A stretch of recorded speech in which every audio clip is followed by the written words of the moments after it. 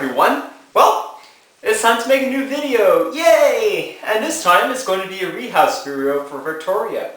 She wanted me to make another tutorial video of how I transfer teas. For more information about rehousing videos, you just go to my playlist and you click the one called Tarantula Rehouse Video, and you're going to get a library of videos from me transferring the most common of teas to the most defensive and to the most really quick ones.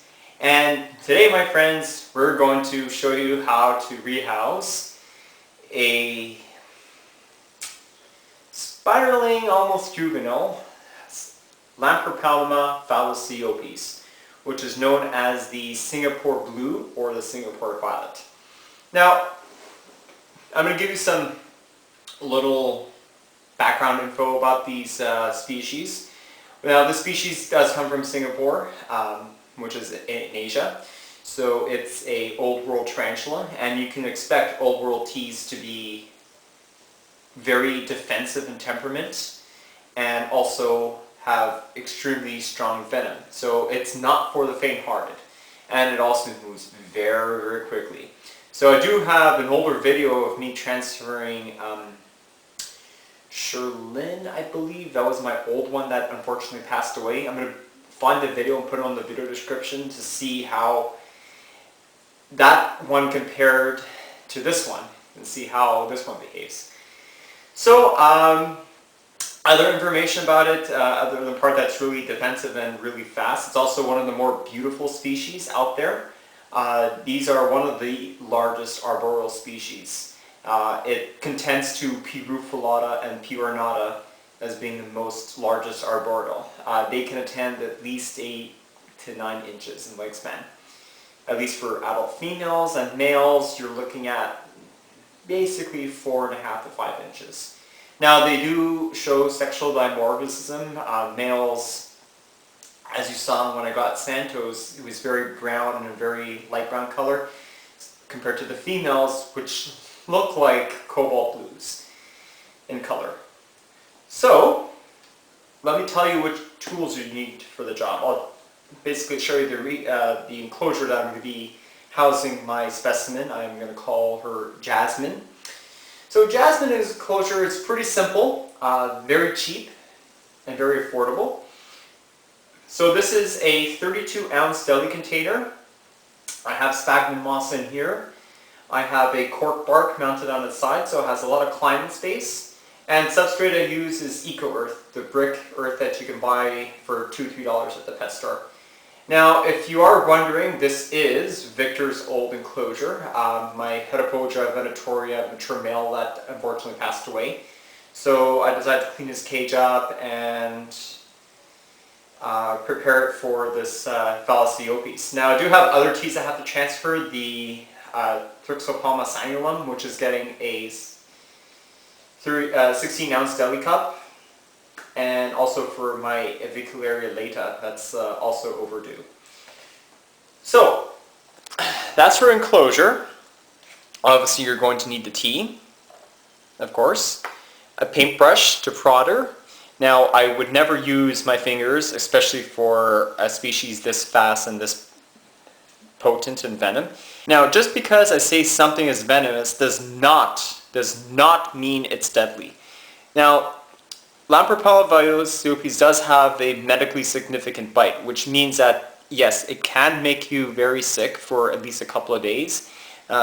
Symptoms can include, nausea, high fever, intense swelling, intense redness, intense pain, muscle and leg cramps, but that will go away within a few days. Nothing really life-threatening unless you're really allergic to tarantula venom. Okay? And then also, if the tea happens to escape, which I'm going to be anticipating because it's a pretty fast species, is a catch cup. So basically, if the tea starts to escape, I just try to catch them in there, take a little paper, and try to scoot them back in there. Of course, the cover. And always do this in an open area. An open area means it has no ways of escaping. Now this ensures that you can catch your tea. If you do this like in my bedroom where you have the furniture, you have the bed, the tarantula can grow under there and it's going to take a really long time to actually try to get it out. I know one of my teas did that. My Cerathanthus living stony, and it took me 45 minutes to catch that spider, and it was like 6 inches. I had to move all my furniture out. It was really, really taxing. Okay, so let's get on to the rehouse, shall we? Okay, so I'm not sure if you can actually see this, but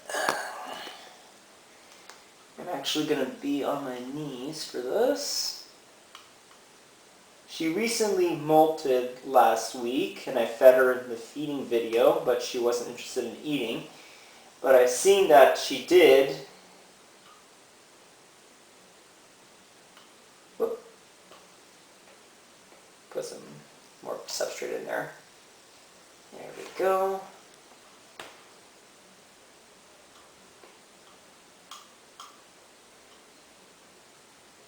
Seems to have eaten the crickets.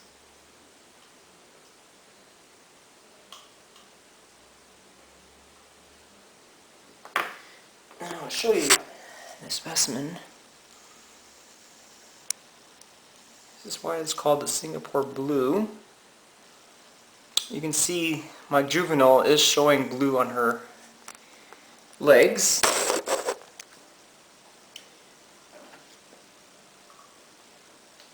Whoop!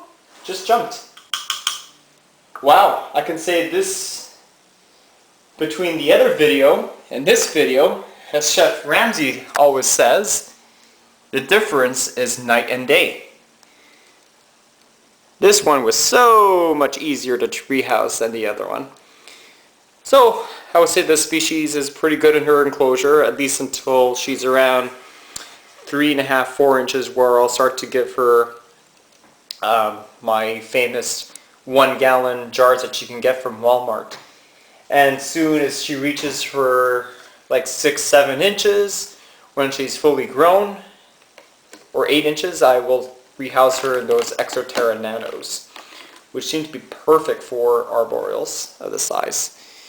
So, little rehouse video of the Lampropelma valisciopes, Singapore Blue, night and day. A lot more calmer than the other one, that's for sure. Sweet. So, hope you enjoyed the video, and thanks for watching.